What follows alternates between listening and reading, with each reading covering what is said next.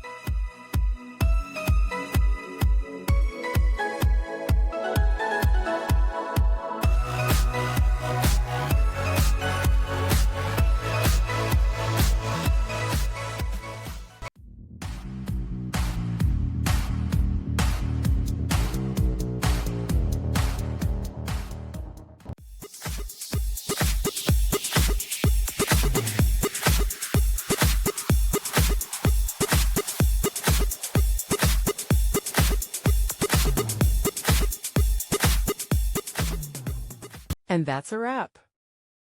I hope you found the answer you were looking for. If you did, take a second to hit that subscribe button. It really helps out.